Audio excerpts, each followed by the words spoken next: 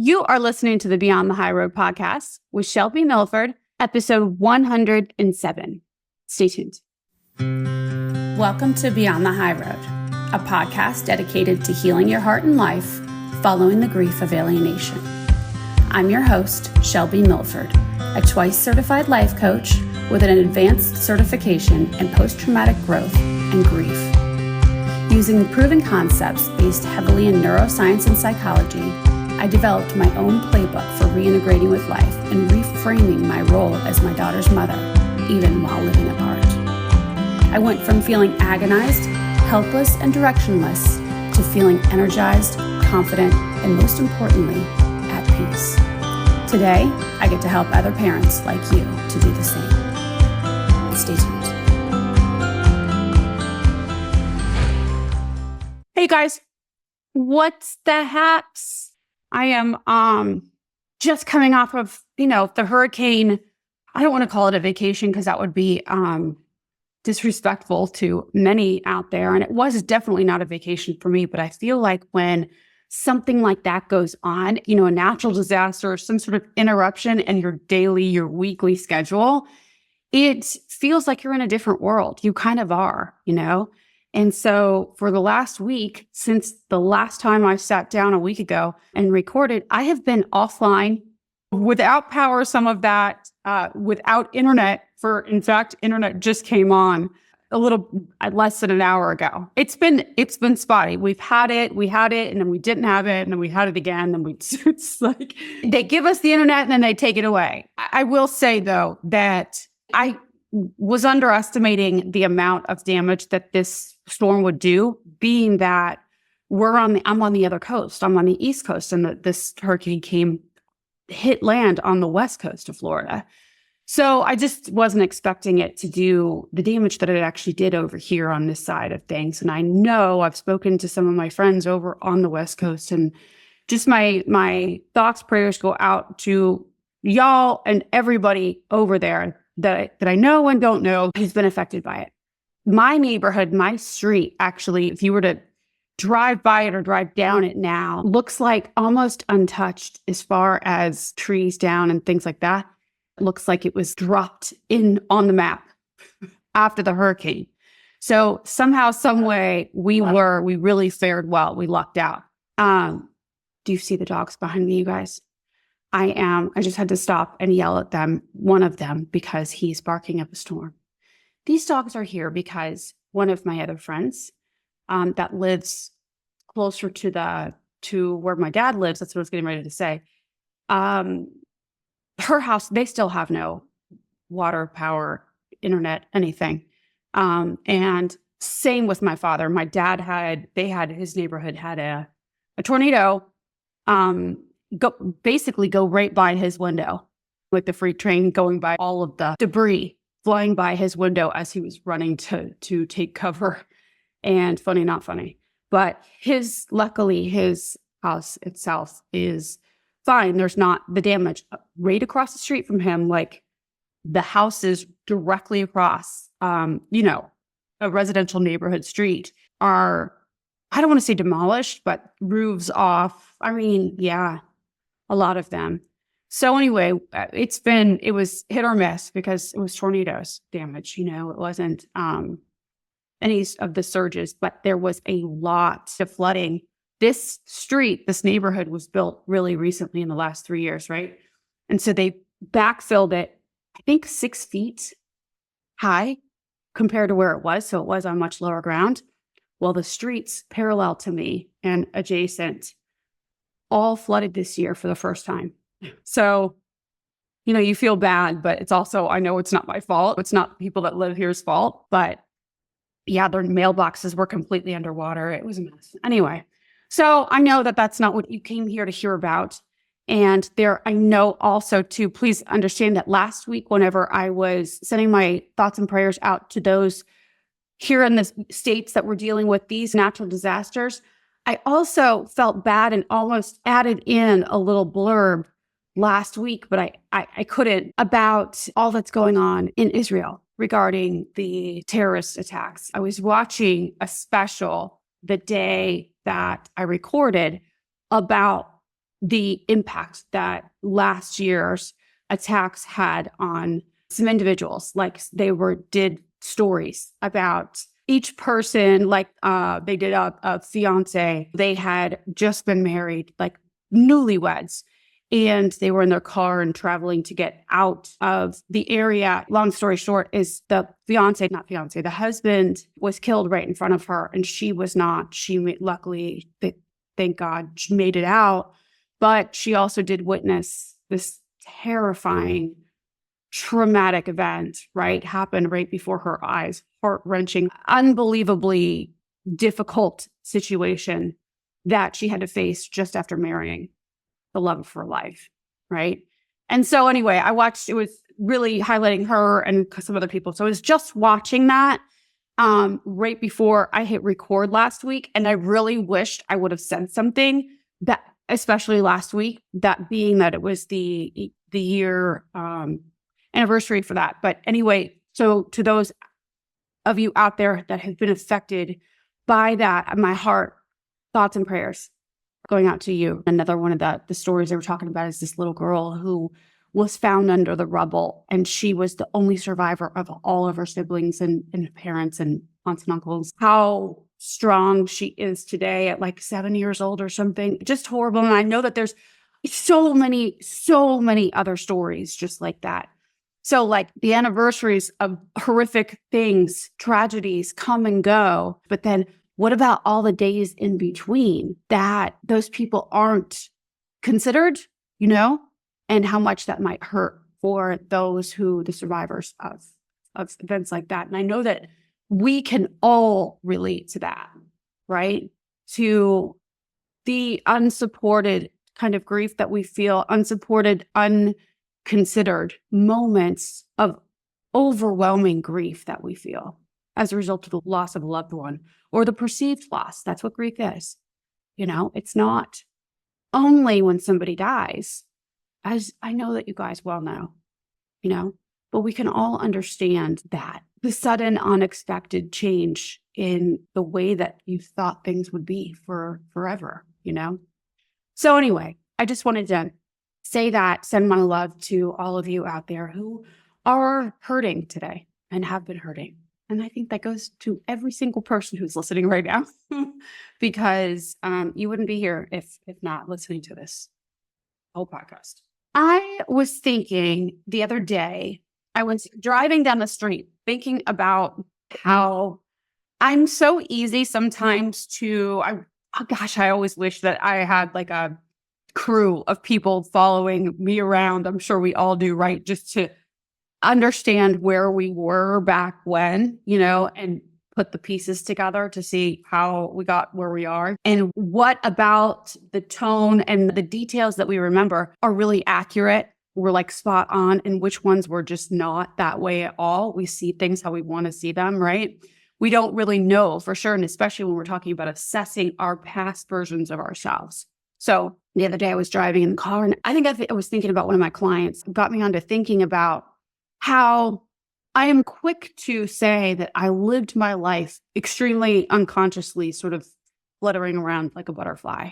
And I do believe that that's true. And I have plenty of incidents, I guess, to prove that. But also, too, I was thinking about how when I had my daughter, when I got pregnant with her, like when I knew I was pregnant, and I knew really early on, I was one of those that really loved pregnancy. But when it pertained to my daughter, I was not the unconscious person that I was otherwise socially.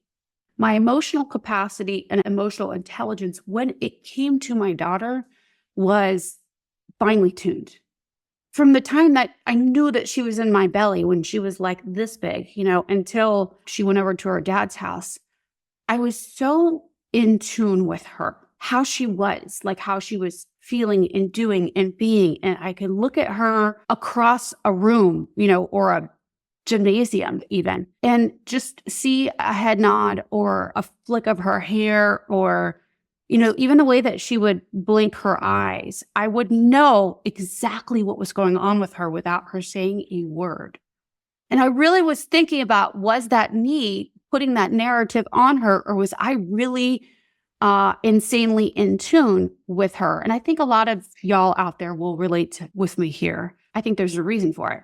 And I came to the conclusion that I don't believe it's because I was putting a story on her. I truly, truly believe that I was so acutely aware in rhythm, in sync with her frequency at all times from the time that she was in my belly, right? And I think now I cannot speak to fathers and kids. I can only speak to what I know. And I didn't actually do the research on this because this is just more off the cuff. I'm just saying it as I'm thinking about it now.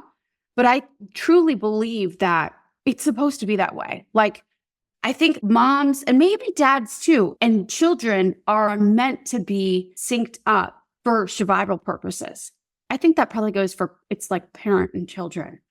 We share a frequency in order to protect them, right? And so that is how I always knew with the way that she breathed, even what was happening with her. It was like second nature to me. And I was very, very intentional in the way that I thought when it came to my daughter. You know, it makes me, I'm getting emotional right now thinking about it because it was something I didn't think about, you know, like all the time back then. But it was a truly is a gift, you know, that I received, that I think parents receive, that we don't often take time to think about, you know? I'm emotional right now because it is a beautiful, beautiful thing to know that you truly do. There's an energy that is shared with our children. As they get older, I do also believe that frequency does shift, like naturally. As, you know, they get into 10, 11, 12, 13 and on, their independence, they sort of veer off and then have their own frequency, right? As it's supposed to be, so they can prepare themselves. We can prepare them. They can prepare themselves for adulthood and them having their own kids to be on the same station with. So the reason why I'm talking about this now and explaining it in the way I am is because there is this rawness and this undeniable beauty and just like truly awe-inspiring, unique connection that we have to each of our children. Now, I only have one, so I can only speak to that, but I can imagine that for those of you that had several, two or more, that there is a unique frequency for each. I remember the reason I was thinking about this because I was thinking about how I was very not intentional in my life and sort of flew by the seat of my pants most of the time in my life. But when it came to my daughter, I was right there. It was like, zoop, tractor beam sucked me right in. I was right there with her, and I would rather be nowhere than with her and in tune with her. And that was like a built-in purpose for me, right? Otherwise, I was a bit all over the place. Then I started to think, well, was that unhealthy, or was I needing her in those moments back then? And my answer to that, I came to the conclusion that no, it wasn't. It truly wasn't me needing her back then. I do believe that if alienation hadn't happened, some parents do venture into the unhealthy range of that, right? Like they get that empty nest syndrome early. As soon as they see their kids showing any sort of independence, they want to reel them back in. And that's where it gets a little iffy and the boundaries are probably not as present as they might need to be. I was also thinking about how when she did go to her dad's and, you know, all hell broke loose and I was by myself, completely devastated, dumbfounded, in shock, clouded in my brain and not knowing what to do next, overwhelm and confusion and, you know, stress response. I know that I blocked out the vulnerability and the true emotions of loss. And instead, and I know why I did this and why a lot of people do this, and instead I shifted to outside of me. And I wanted to blame and look what they're doing and blah, blah, blah. Now, I don't disagree with calling somebody out when they're doing something that is not right, you know? So just hear that. But also, I believe that I cheated myself out of the raw emotions of grief and really honoring my vulnerability and my true loss. I drowned that out by blame, by outrage, angry, and look at what they're doing and how dare them, and look how much of a victim I am. Again, I think this is a very natural response, and there's nothing wrong with if you're in that spot. Okay. And sometimes from that spot, you do get things accomplished, right? Like getting a court date. You're also filled with adrenaline if you're in that fight flight stage, right? So you've got more energy to get things done, more endurance. So I'm not knocking it. I think that for me, I wish I would have created a little bit more balance with regard to that. Look what they're doing. They're wrong. And then honoring my own heartbreak and anguish. I kept telling myself I have to have an episode out there that draws the line and defines the difference between victimhood and vulnerability. I didn't see one there. So that's what I want to do today. The difference between being a victim and the victim mindset and allowing for your total vulnerability. So I'm going to talk about my experience, I think, with this one, just because it's what I know and it's on my mind right now. Of course, as always, you interpret for you, change the details, and see how it fits for you in your life. Again, if you are in the victim mindset, just know it's okay.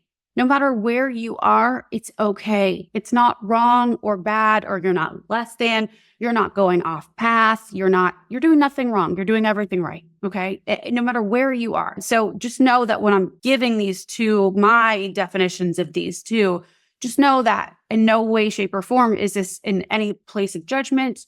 I just want to help you to really ultimately take your power back in all the situations when you're ready. That's the key, is when you're ready. I think it's natural and normal and healthy even to possess a bit of the victim mindset after being a victim.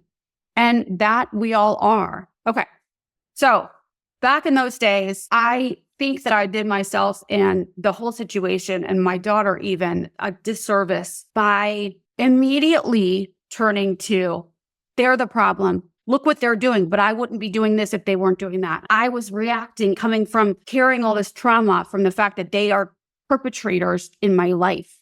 Again, just know that I know that when we're in a situation like this, can feel, and sometimes is, especially in the beginning, impossible to be anywhere other than that mentality. Okay. But so when we're in that place, we are giving all of our power away. We're abdicating our own responsibility for whatever situation is at hand. I could even use the hurricane. A lot of people out there right now, they are legitimate victims of natural disasters that happen one after another, right? I could, a year from now, still talk about how I'm still can't get off my feet because of the devastation, the financial ruins, the physical ruins that these hurricanes caused me. And in that case, though I may be right and true and stating facts about what happened and that my house was demolished or my job was eradicated, like my employer couldn't keep me on or whatever it was. And so now I'm still suffering the effects. Those things could all be true. But instead of allowing them to hold me back, I could use them as my springboard. I could use them as my training grounds, right? My training camp for the next up level. You'll know you're in the victim mentality if you feel like you can't do something because of something outside of you that happened already. It's usually past focused. I mean, it can be future focused, but it's based on a story about something that happened in your past. I think always. But yeah, we put all the responsibility elsewhere. And though that might be true, that somebody else is the reason for why shit went down in our life, that's definitely true in my case. And probably I would venture to say all of yours too. That if they wouldn't have taken the steps to alienate your kids from you, then you would not be in this position, right? In all the different ways, financially and whatever, right? And also, if you're continuing to use that today, it's something to look at, because we think that by shifting to the outside, look, it was them, it's all them. We think that we're making ourselves, like boosting ourselves up and saying, look, it's not my fault that I'm here. It's the bad people that did this to me. But then when we do that, we always will have to rely on the bad people, the perpetrator, to come and make things right in order for us to advance. So we actually sort of stick our own selves in this jail of the perpetrator, who may be elsewhere or maybe even dead. Maybe the person isn't even alive anymore. Like, I'm thinking right now about, like, if you were abused as a kid or something like that, or, whatever. We oftentimes will use that. This actually, I'm saying this as if it doesn't relate to me, but this is actually what I did for so long. My brother was long gone, like he passed away some years ago, but I still low key blamed him. Like, I never said that out loud. In fact, I made it seem like I didn't care at all that it happened to me. Like, oh yeah, I've already dealt with that, I'm fine with it, for so many years. Like, I was like, oh, it's not a big deal. It's fine. I've already done the work to process through it. When really I hadn't. I just kept ignoring it, and because I kept ignoring it and I didn't process through it, I didn't realize that I had a whole nother mindset adjacent to the ignoring of the pain that he actually did cause me as a kid, that was saying that because of what he did, I was stunted in my growth for all of my life. So now I'm having to make up for the living and the growing I should have done earlier. Does that make sense? So I had two very conflicting beliefs, mindsets around what happened to me when I was a kid, done by my brother, right? My half brother. But it was continuing to fuck with me throughout the rest of my life, right? Up until just very recently. They're sneaky. And you don't even realize that that's what's going on with you, because they're mindsets and mental constructs that you've been building on slowly over however many years since the incident first occurred, right? And it could be the same thing with your situations of alienation, where you have these beliefs and these maybe parts of victim mindset that you don't even realize that you have, because it's built into the infrastructure of your mind and body about how you need to avoid certain topics or things or experiences because of what they've done. You limit yourself in your capabilities, like what you're able to create for your future or the level of happiness that you're able to attain because of what they did and how now my life is ruined as a result. Now, not to say that things aren't much different now that alienation has occurred, but when we're thinking, like making the correlation, because of them, my life is this, then we surrender all of our power and our freedom for the future, what we can do and create and be in the future. So the victim mentality, we think we're saving face. We think that we're making ourselves feel better about the situation or above the situation, but actually we're showing up in so much weakness because it's all their responsibility to fix us. And that will never happen, as you guys all know. There was a quote that I read from an article back in 2010 or something.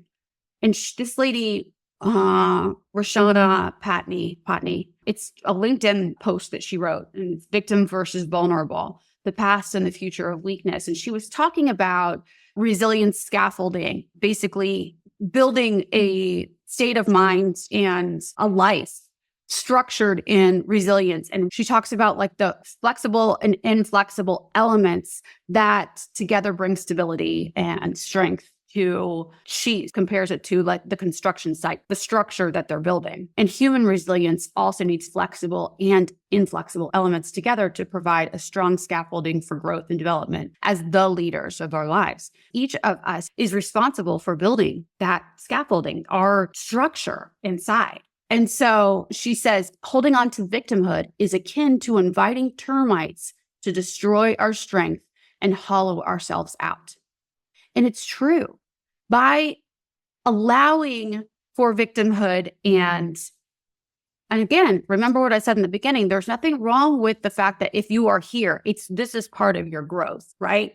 And also maybe consider that when we do abdicate responsibility, put responsibility elsewhere, then we have no moves to make from that place. And we effectively reinforce a structuring inside of us that is crumbly and weakly constructed, when we can learn to instead replace victimhood with vulnerability, courage. That's like the give and take and the malleableness of the joints, right? The joint structure. Then we build a life of resilience and strength, basically. So victimhood can a lot of times look like not wanting to enter a new relationship for the fear of getting hurt, or pointing out, looking for all of the red flags, danger signs in other people to prove to yourself that all men or all women are all bad. Do you know what I'm saying? Depending on what your love interest is. Victimhood can look like using past experiences and past hurts to explain why you do not have connection in today. You may say, I have a bad picker. I always end up somehow, some way, I always end up picking the person that screws my life up. I always end up with another kind of narcissist. I think I'm choosing the opposite and really blah, blah, blah.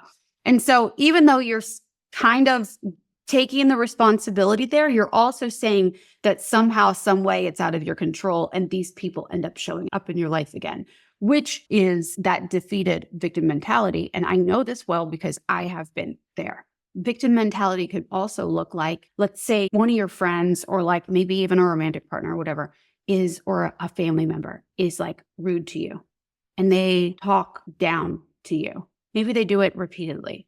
They say snarky, snide remarks to you. You could get mad and feel justified in your anger towards them, right? They always do this to me. They're always that way. They're so rude and I should just know I need to protect myself around them and they're not going to be in my space anymore and I need to set a boundary. Now, all of those things may be true, but that feeling that you have in your belly, like that, like nudging, urging to like school them, teach them, and I should have known better because they're the ones, blah, blah, blah. That is also victim mentality too. And we dress it up by saying that we need to enforce boundaries. This is where it gets muddled sometimes, muddied for some people, because they think, well, if I don't put my foot down, if I don't say something, then I am going to be the real victim. I'm going to be putting myself in a situation where I'm a doormat. They're just walking all over me and I'm just letting them. I should just let people talk to me shitty. I should just let people not show up when we have plans together, or I should let people make the snide comments in public. Those kinds of things. We think that, and our ego will tell us that if we don't stand up for ourselves and make it known that they're wrong and they can't treat us that way, or we'll say like, well, I'm just not going to be around those people. I refuse to subject myself. Again, your call, none of it's right or wrong, but I also want you to know that you're always going to have to avoid that person. And it's going to cause you, oftentimes it will cause you more trouble than it's really worth, because what you end up doing is handing them over your power on a silver platter. You're just basically saying, I'm allowing you to affect me so much that I have to adjust my life and go around you now because of what you're doing. You know what I'm saying? So to me, that is more doormatty. And yeah, you could probably find a lot of people that would agree, like, I'm with you. You shouldn't put up with that. You shouldn't set yourself up for getting hurt like that, right? Many people would agree with you in there.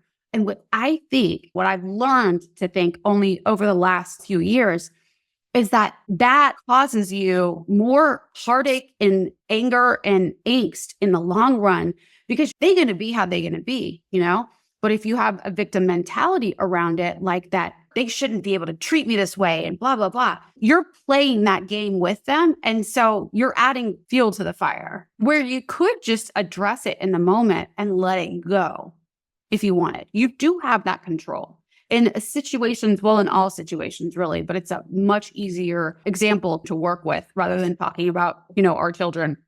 And you could be fine with the fact that they're alienating your children from you. I'm not suggesting that. When we're talking, though, about like the annoyance in the family or whoever friend or acquaintance that's being intentionally rude and mean and snarky to you, and they're just doing it because they're judgy and they're whatever. Like all of that language right there is your victim mentality. And I've been there and I still go there on many occasions. So just know I'm sitting in that same boat with you, that this is you. But instead, you can choose vulnerability. And vulnerability does not need to stand up, doesn't need to teach them a lesson. Instead, it says, it is disappointing. I really did want to connect with them. Or maybe you say this right to their face. I didn't love that comment that you made. If that's your opinion, that's fine. But maybe we move on and start over from here. And know that whatever they say about you or however rude they're being is really only a direct reflection of who they are and not who you are. Being true, being unapologetically, authentically you and like the raw you in the moment about like your disappointment or your hurt or your unsureness, right? Uneasiness about a situation, you saying those things is so courageous and so strong, right? As opposed to pulling back and putting the wall up and they should whatever, and they really need to get their act together and blah, blah, blah. And somebody needs to teach them a lesson and I'm not going to put myself around them. That is more of that doormat victim mentality than showing up in vulnerability. Vulnerability is something for me. This is really my work these days. I grew up, my mom, vulnerability was like what you don't do, anything but vulnerability.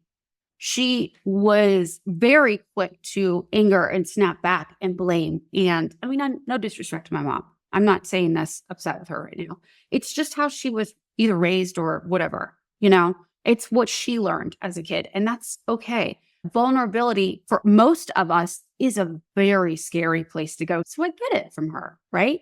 And it's my challenge today, but it's a challenge that I really, truly know is worth it, to allow for the rawness of me. Because when I am vulnerable and not afraid to be me, or am afraid but do it anyway, show up as me anyway, that, my friends, is the real opportunity for connection. Anything short of me showing up in my authentic self, it's a block between me and whoever else.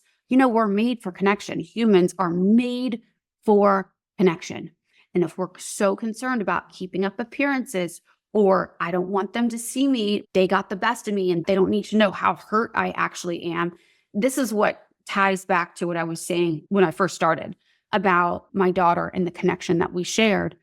When the alienation tactics really began, I wanted to keep the wall up and I wanted to not give them credit or let them know that they got me. I ignored that part of me and I put up the front and I acted in, no, they're wrong and toughness. But that toughness was a facade. It was fake. It wasn't real. And so then I reinforced this habit of me not showing who I truly was, not honoring the true grief that I was going through, that I was experiencing, that I hid away from even myself. And so I shorted myself the experience of being alive, really, like feeling alive. We as humans, this is why we're here on this earth, really, is to experience the heartache and the pain and the full spectrum of emotions. And if we can get good at even the negative ones, not run from the negative ones, then we're doing the human thing really, really well. We spend so much of our time avoiding, numbing, circumventing events where we might feel exposed. And that, the vulnerability allowing for others to see the imperfectness of you, that is love. That is showing up, in authenticity. And that is what this whole world needs more of.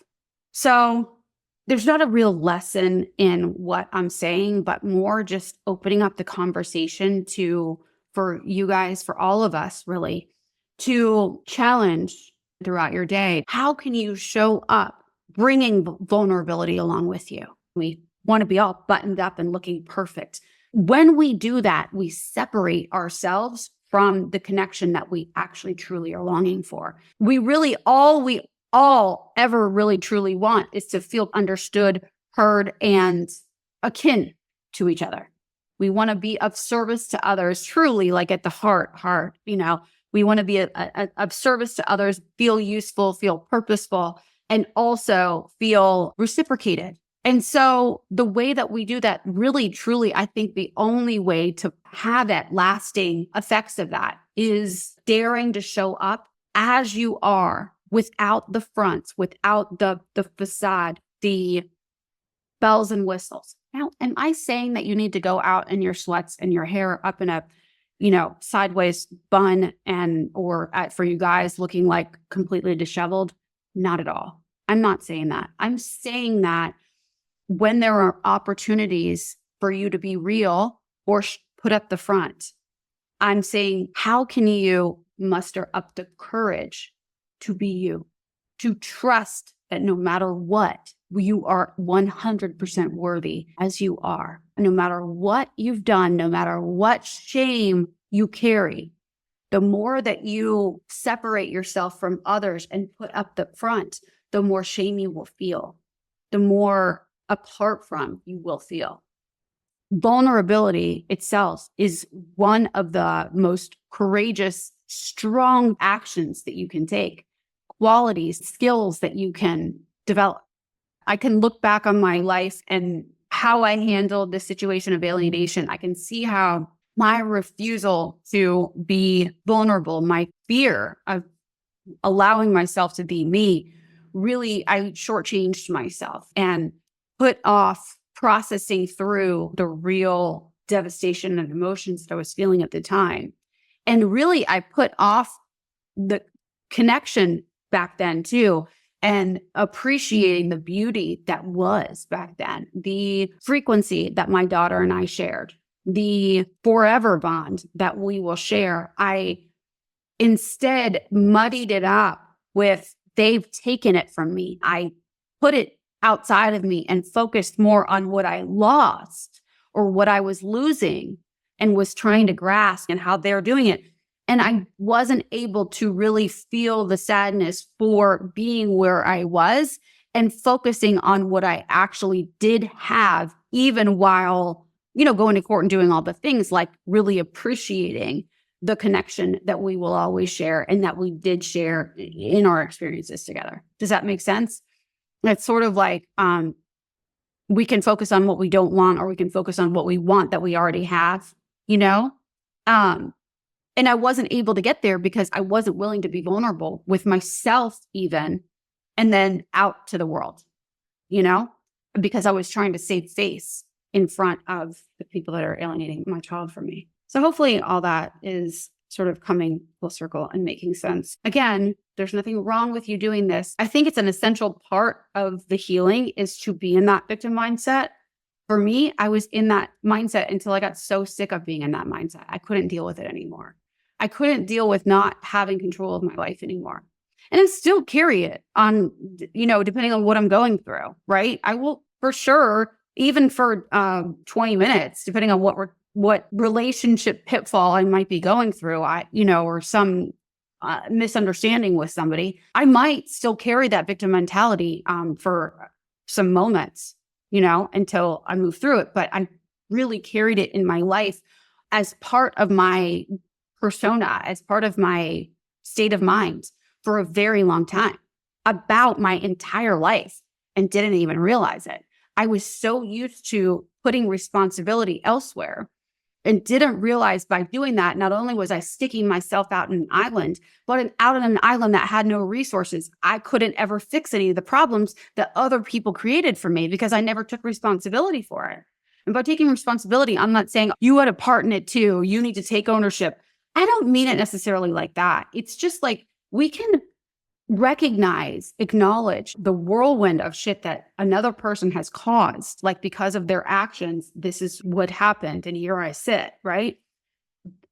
But we can recognize that. And I think that it's very important after coming from whatever it might be, whether it's abuse from your childhood or we're talking about your situation of alienation. I think it's very important to be frank with yourself about what they have done, what they're doing has really hurt my life. And these are the ways. And then also now I am responsible for cleaning all of that up. And I'm responsible for making new connections in my life and staying vulnerable enough to keep in contact, to drip love to my children now, for my children now, and not get butt hurt, but instead show up in all the vulnerability because it's so worth it, you guys. It's so worth it to put your neck out on the line. Once you get good at doing it, it doesn't feel so vulnerable anymore. It just feels like it is vulnerable, but it doesn't feel so debilitating anymore. Just get good at and allow for all of those uncomfortable emotions because what's the worst that could happen? Somebody judges you, thinks that you're not good enough for them. Okay. Let them think that. That's okay. Everything that they're thinking, the judgments that they make on you speak volumes about where they are in their life, not anything really about you. So showing up in vulnerability always is your way to connection. Okay. So how can you allow for vulnerability in your life today? Acknowledge the heartache and heartbreak that you have gone through in vulnerability. And yeah, this really hurt that I was alienated, that I am being alienated.